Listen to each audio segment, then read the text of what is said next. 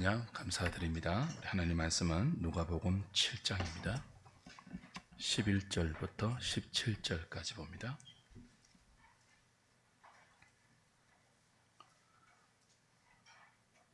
신약성경 100페이지 누가복음 7장 11절부터 17절까지 제가 한 절, 여러분이 한 절 교독하겠습니다. 그 후에 예수께서 나인이란 성으로 가실새 제자와 많은 무리가 동행하더니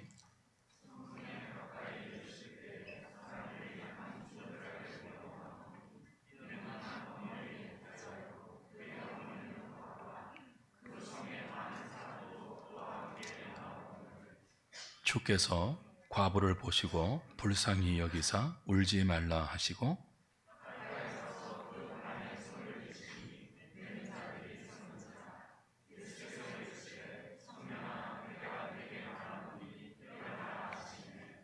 죽었던 자가 일어나 앉고 말도 하거늘 예수께서 그를 어머니에게 주시니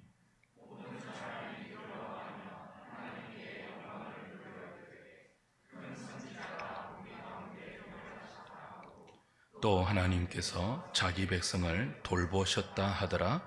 예수께 대한 이 소문이 온 유대와 사방에 두루 퍼지니라. 아멘.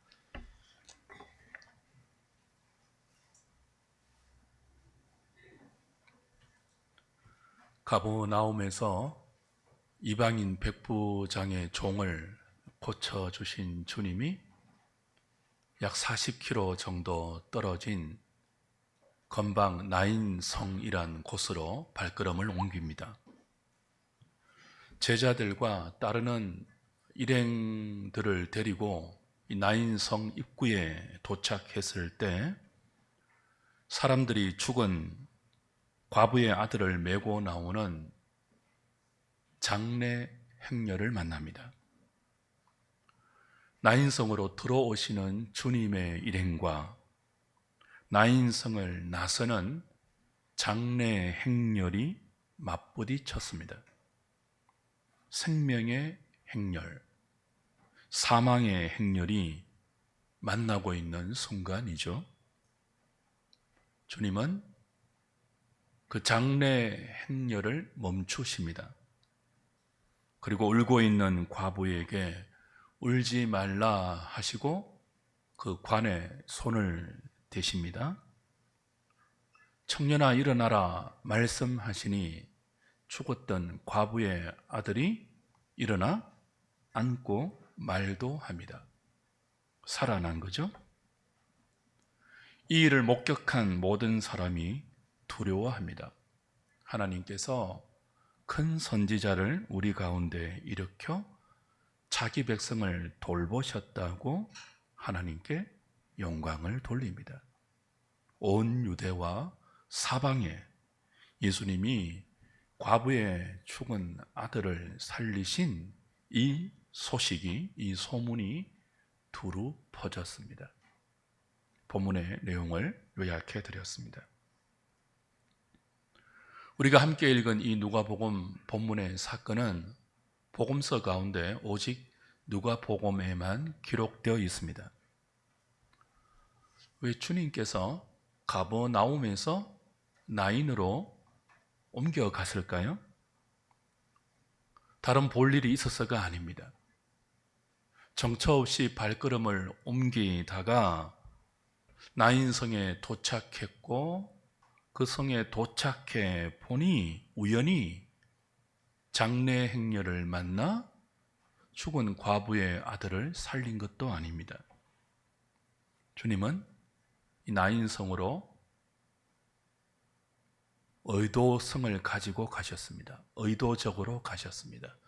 우연히 발걸음을 옮겼는데 도착해 보니 나인성이 아니었고요. 처음부터 그 성에 독자를 잃고 극한 슬픔에 빠져 있는 한 과부의 사정을 아시고 그 과부를 만나기 위하여 의도적으로 나인성으로 오신 거예요.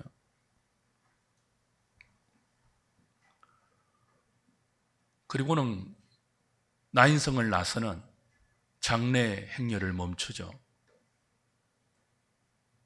멈추고 그 과부에게 극한 슬픔을 초래한 독자의 죽음을 생명으로 바꾸어 내십니다. 그 전에 울지 말라 그러시죠? 장례 행렬에 조용히 따라가면서 미어지는 가슴을 끌어안고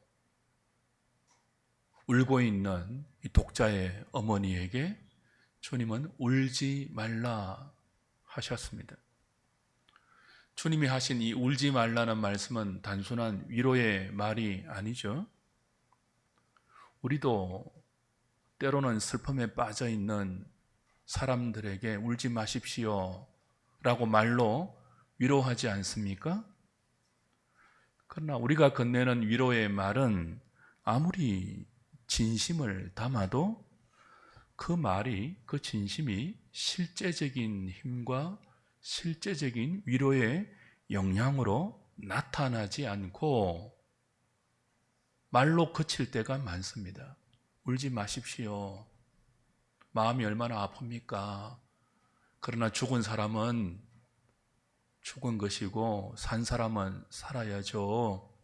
울지 마세요 라고 아무리 진심을 담아서 위로의 말을 건네도 그 위로의 말이 울고 있는 그 사람에게 실제적으로 위로의 힘이 되는 것은 그리 많지 않습니다.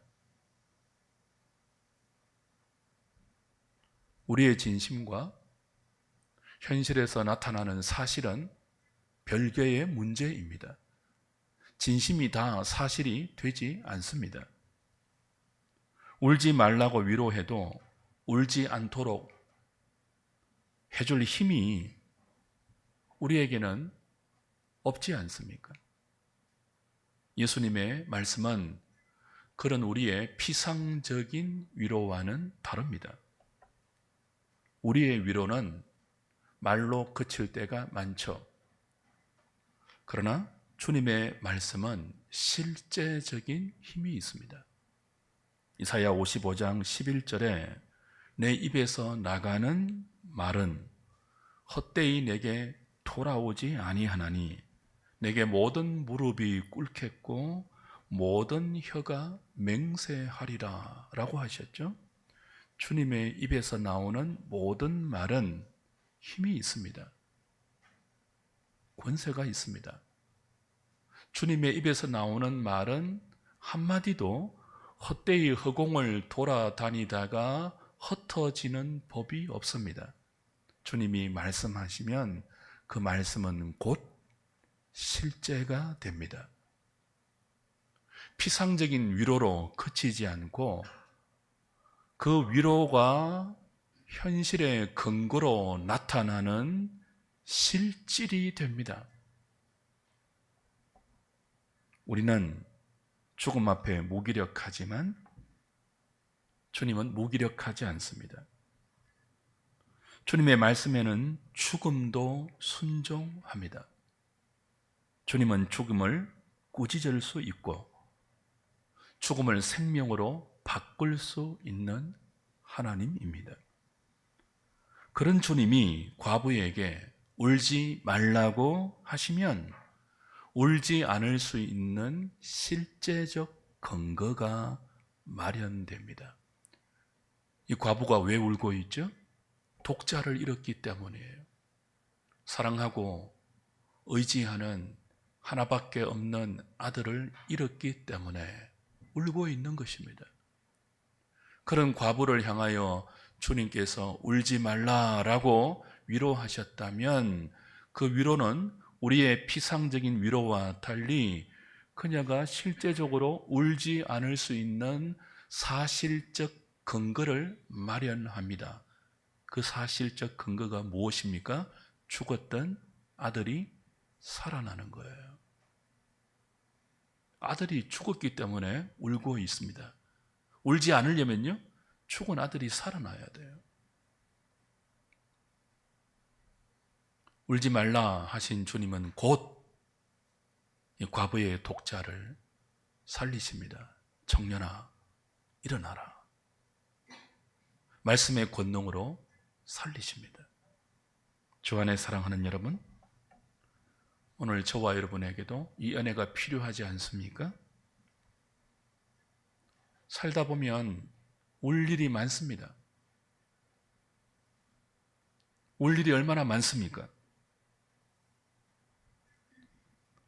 우리가 울고 있을 때마다 내 힘으로 해결할 수 없어서, 내 힘으로 도무지 빛을 찾을 수가 없어서 그냥 무기력하게 앉아서 울고 있을 때 이 과부에게 찾아오셔서 울지 말라 하시고 그녀의 슬픔의 근원을 해결해 주신 이 주님의 근본적인 은혜가 오늘 저와 여러분에게 얼마나 필요합니까?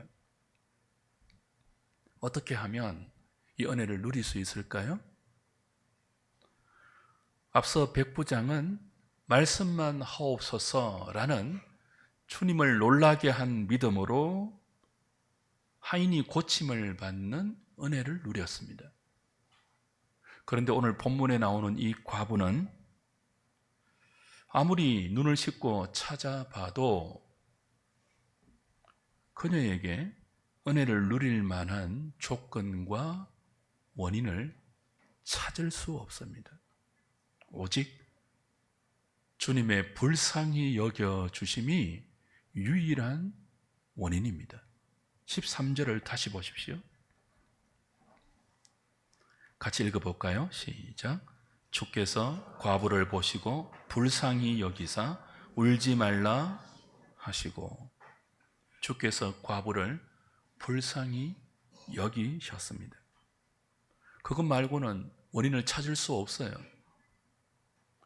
그 불쌍히 여기심으로 주님의 발걸음이 가버나움에서 이 과부가 울고 있는 나인성으로 옮겨진 것입니다. 우연히 나인성에 도착했더니 불쌍한 과부가 있었고 그 과부를 도왔다, 그게 아니고요.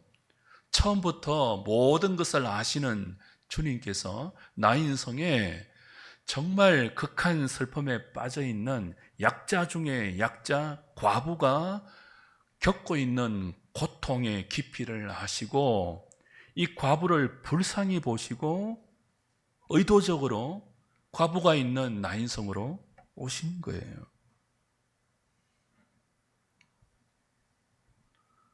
그녀가 주님을 찾지 않았습니다. 주님이 그녀를 찾아왔습니다. 그녀가 주님을 부르지 않았습니다. 주님이 그녀를 방문하셨습니다. 16절을 보십시오. 모든 사람이 두려워하여 죽었던 과부의 아들이 주님 말씀 한마디에 살아나는 것을 본 모든 목격자들이 두려워했습니다.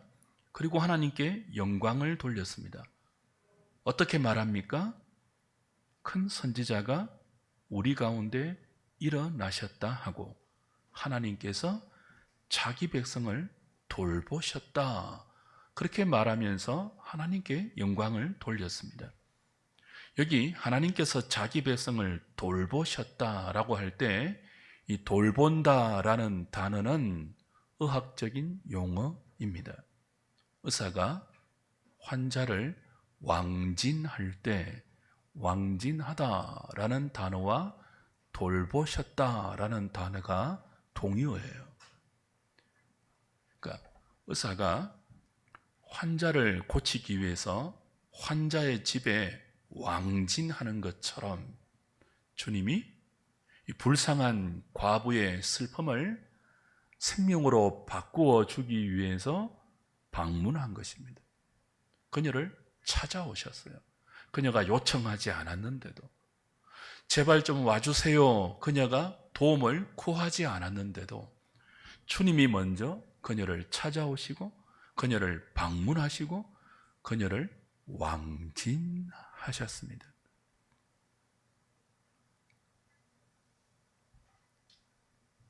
그리고 그녀의 죽은 아들을 일어나라 말씀으로 살려내십니다.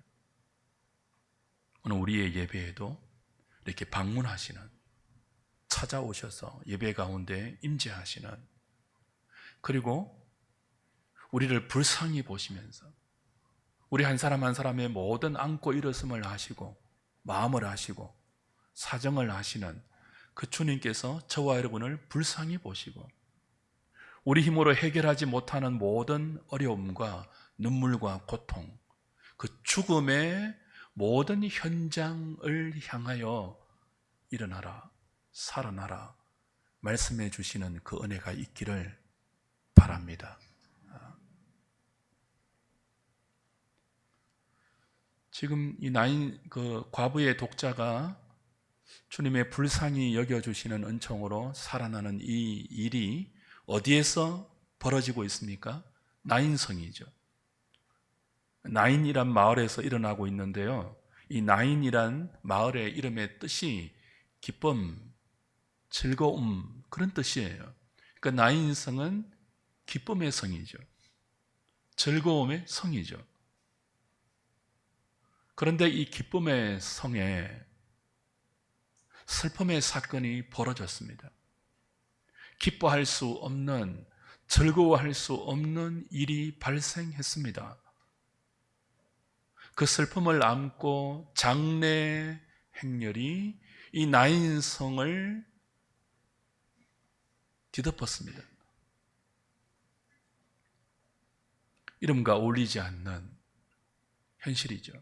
인생이 그렇지 않습니까? 저와 여러분들이 얼마나 많은 이름에 희망을 품고 삽니까?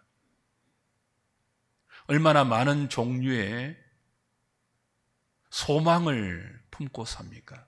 현실은요, 그 품고 있는 이름과 달리, 품고 사는 소원과 달리 기쁨이 아니라 슬픔, 희락이 아니라 눈물로 점철될 때가 얼마나 많습니까? 우리 힘으로 극복할 수 없는 장래의 행렬이 우리 인생을 이끌고 갈 때가 많지 않습니까? 나인성의 이 과부가 되고 싶어서 되었겠습니까? 과부가 되고 싶은 여인이 어디 있습니까? 과부가 되고 나서도 독자를 잃어버리고 싶어서 잃어버렸겠습니까? 그런데 원치 않는 일들이 그녀의 인생에 일어났습니다. 어느 날 과부가 되었고요. 어느 날 독자를 잃었습니다.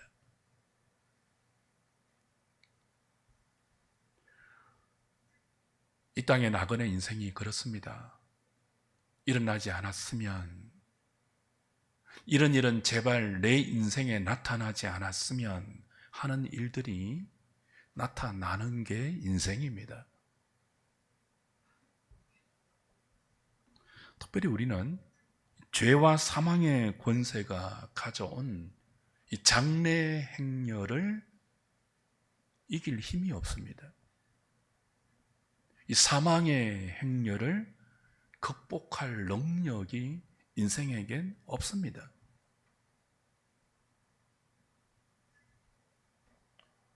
어떤 은혜가 필요합니까? 이 장래의 행렬을 멈춰줄 수 있는, 이 사망의 슬픔을 바꾸어줄 수 있는,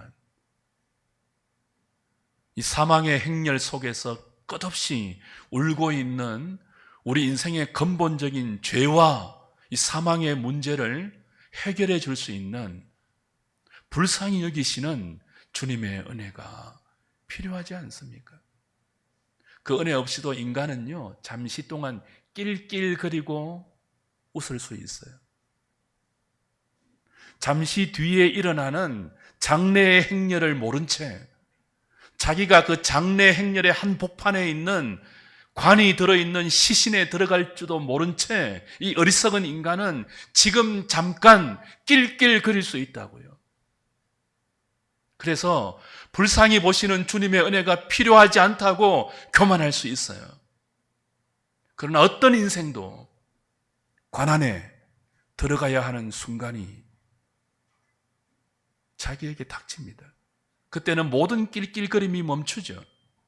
낄낄거릴 수가 없죠. 그때는 주님의 은혜가 필요 없다고 자부했던 인생도 주님 앞에 벌벌 떨 수밖에 없어요. 성도가 누구입니까? 그 은혜가 우리가 이 장례식의 관에 들어가기 전에도, 코끝에 호흡이 달려있는 이 순간에도 하나님의 불쌍히 여겨주시는 그 은혜가 매 순간 필요함을 알고 그 은혜 앞에 우리를 겸손히 내어 맡기는 인생들이죠.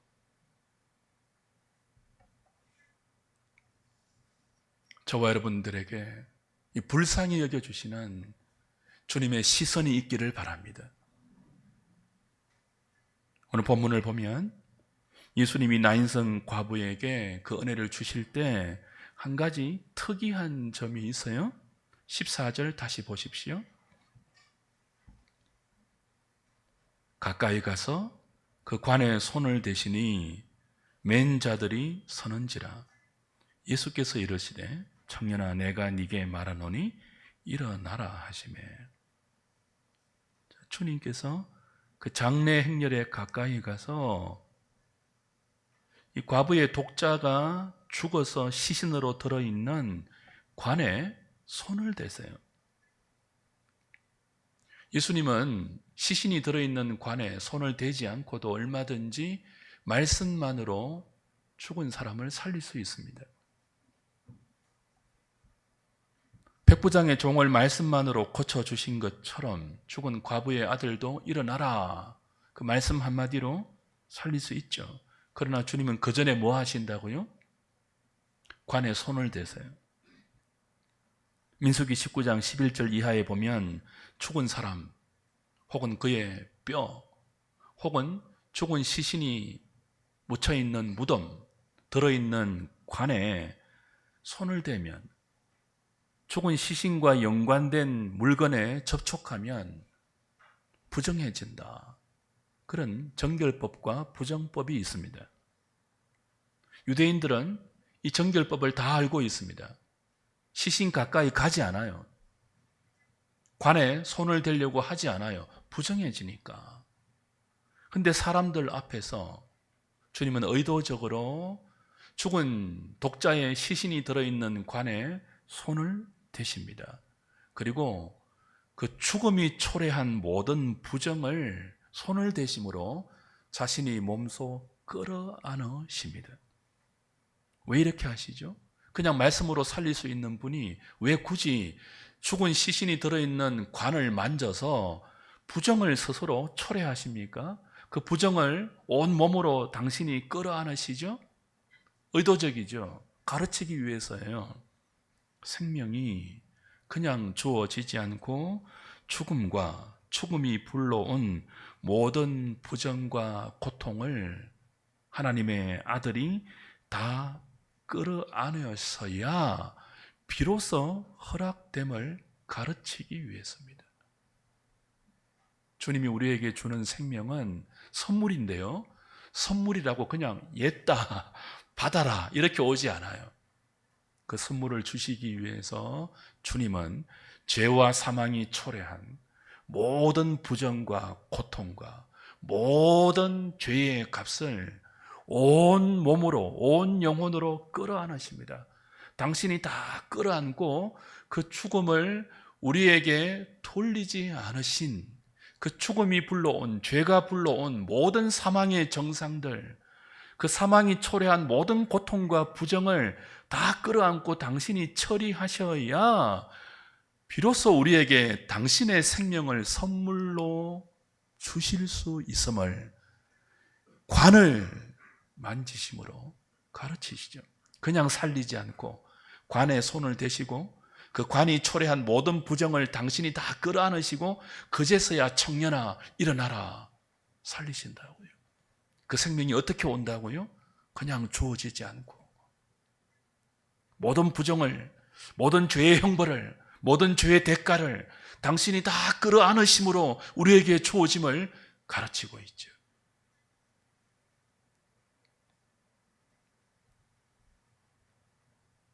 그렇게 나인성 과부의 독자를 살리신 주님은 장차 어디로 가십니까? 이제는 관을 만지는 정도가 아니죠. 갈보리 십자가로 가셔서 우리 대신 죽임을 당하셔서 죽음 자체를 끌어 않으십니다. 그리고 부활하심으로 저와 여러분의 죄가 불러온 모든 부정과 죽음의 권세를 이기시고 정결함과 생명을 구원이라는 선물로 주실 것입니다. 오늘 본문에 기록된 이 나인성 과부의 죽은 독자가 살아난 이 기적은 이 십자가의 기적을 예표하는 사건이에요. 이 기적 앞에 사람들의 반응을 보십시오. 다시 16절이죠. 모든 사람이 어떻게 했습니까? 두려워하며 하나님께 영광을 돌렸다. 자, 눈앞에서 상상할 수 없는 죽은 시체가 일어났습니다. 관에 들어있던 아이가 일어나서 말을 합니다. 눈앞에서 나사렛 예수가, 가버나움에 있던 예수가 나인으로 오셔서 그 슬픔의 장례 행렬을 멈추고 관에 손을 대시고 청년아 일어나라 하시니까 그 죽은 과부의 아들이, 죽어서 관에 들어있던 아들이 일어나는 거예요. 그리고 앉아서 말을 하는 거예요. 어떻게 한다고요? 놀랍니다. 아니, 놀라는 정도가 아니고 두려움을 느낍니다.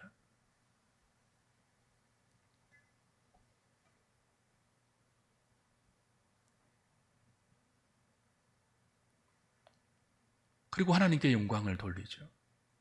하나님께서 우리 가운데 큰 선지자를 일으켜 자기 백성을 돌보셨다. 이렇게 영광을 돌립니다.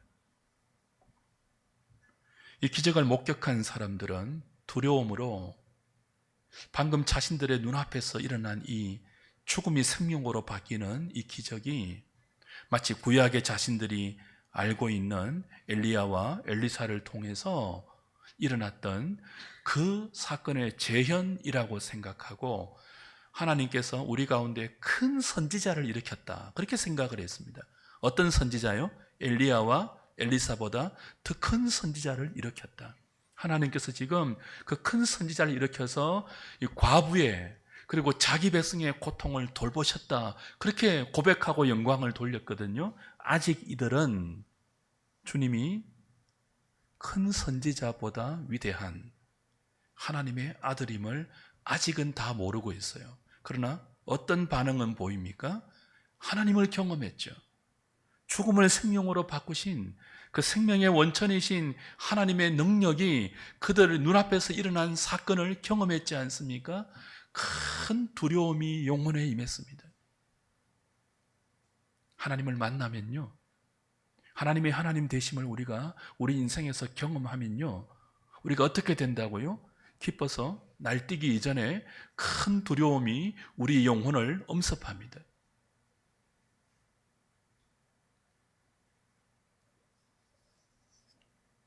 경건한 두려움이죠. 경외심이죠. 성경은 하나님을 향한 경외감이 없는 신앙을 경박한 신앙이다. 그렇게 가르쳐 줍니다. 저와 여러분은 어떻습니까? 여러분은 하나님을 경험하셨습니까? 말씀으로 나의 모든 죽은 부분을 살려내시는, 허물과 죄로 죽었던 우리 영혼을 주의 말씀으로, 능력의 말씀으로 살려내시고 우리 안에 전에 없었던 거룩한 생명의 본성을 심어주셔서 그 거룩한 생명의 본성을 끝없이 성령의 능력으로 자극하시고 촉구하셔서 우리를 죽음에서 생명으로 옮기신 그 하나님의 살아계심을 여러분은 경험하셨습니까? 하나님의 생명의 말씀이 여러분을 거룩함과 복됨과 아름다움으로 이끌어 가셔서 그 속에서 하나님이 정말 살아계시구나, 하나님이 나를 향해서 갖고 계시는 뜻이 이런 것이구나 하는 것들을 깨닫고 그 생명의 기쁨으로 하나님을 두려워해 본 적이 있습니까? 나 같은 존재도 하나님이 사랑하셔서 이렇게 당신의 살아계심을 보여주시구나, 나 같은 존재를 사용하셔서 당신의 당신됨을 드러내시기를 원하시구나, 그 하나님을 여러분이 경험하고 정말 이 기쁨을 넘어서 거룩한 경외감으로 하나님을 두려워해 보신 적이 있습니까?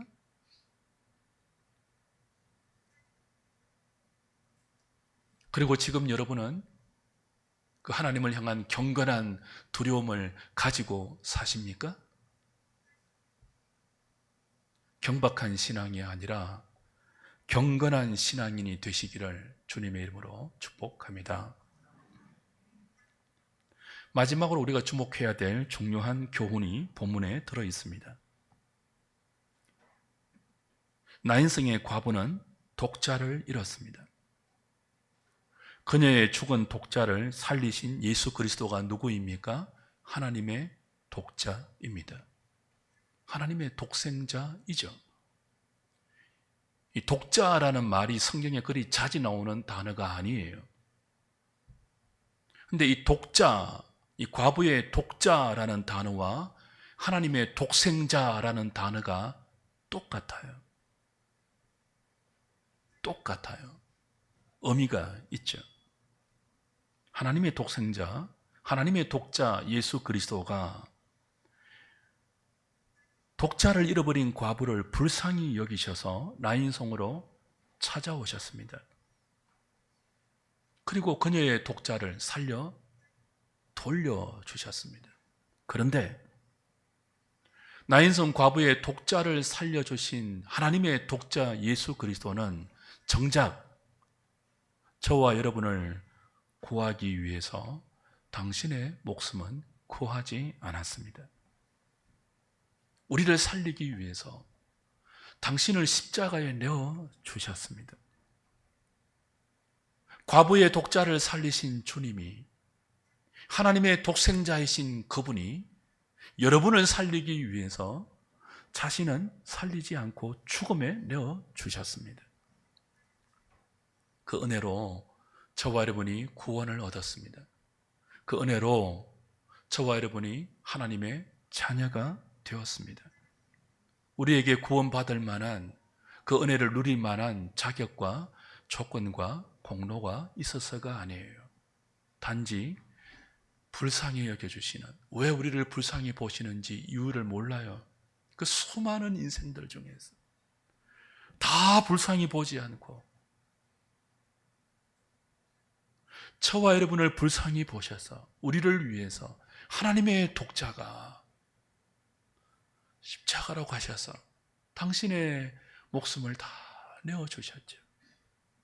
그 전적 은혜와 풍성한 긍휼과 자비 때문에 오늘 우리가 살아났습니다. 그 은혜로 구원을 얻었다면 그 불쌍히 여겨주시는 은총으로 하나님의 자녀가 되었다면 이제 우리가 어떻게 살아야 될까요?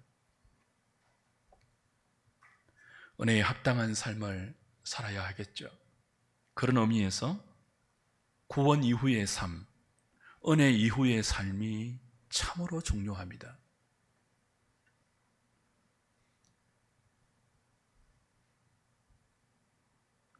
독자를 잃고 슬픔에 빠져 울고 있는 과부의 아들을 살려주신 하나님의 독자가 죄와 불순종으로 생명을 잃고 목숨을 부지하기에 급급한 우리를 불쌍히 보시고 구원이라는 생명을 주셨습니다. 그 생명이, 그 조예가 여러분에게 있다면 생명이 있는 사람처럼 그 생명을 우리에게 불어넣어 주신 은혜가 있는 사람처럼 그 은혜를 매일 받아 누리고 있는 사람처럼 살고 호흡하고 말하고 기동해야 하지 않겠습니까? 그 생명이 없이 이 땅에 그저 목숨 부지하기에 급급한 인생과 그 목숨의 차원을 뛰어넘는 생명을 은혜로 소유한 사람의 차이점을 남은 허락된 우리의 시간 동안 이 땅에 나타내어야 하지 않겠습니까? 생명을 가진 사람으로, 매일 은총을 받고 있는 사람으로, 매일 불쌍히 여김을 누리고 있는 사람으로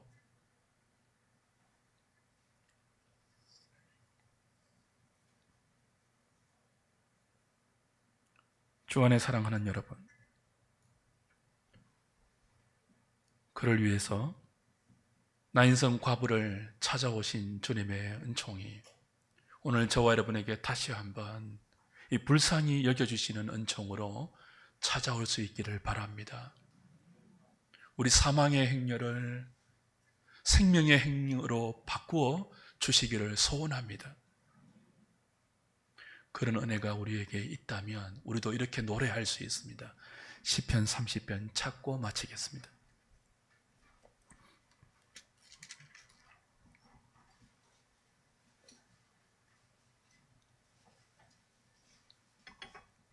(11절) (12절입니다) 10절부터 보죠. 10절부터.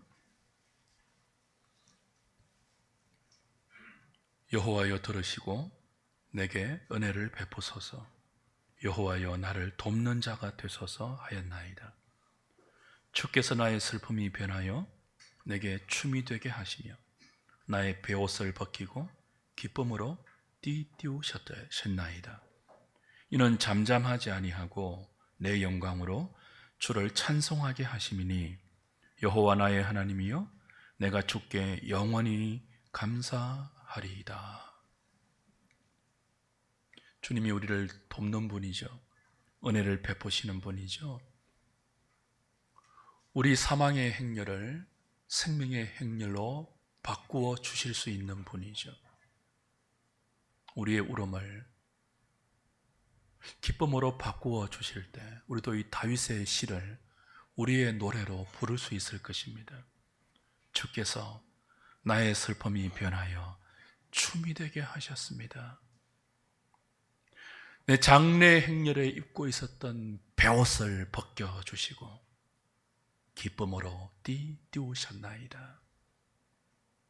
그 노래를 잠잠하지 않고 우리의 입을 열어서 잠잠하지 않고 하나님께 영원히 감사하겠다고, 주께 영원히 내 소망과 내 의지를 두겠다고, 영원히 하나님께 영광을 돌리겠다고 우리도 우리 입을 열어서 우리의 존재와 우리의 일거수일투족으로 주님을 증거하는 그런 복된 그리스도인으로 살아갈 수 있을 것입니다.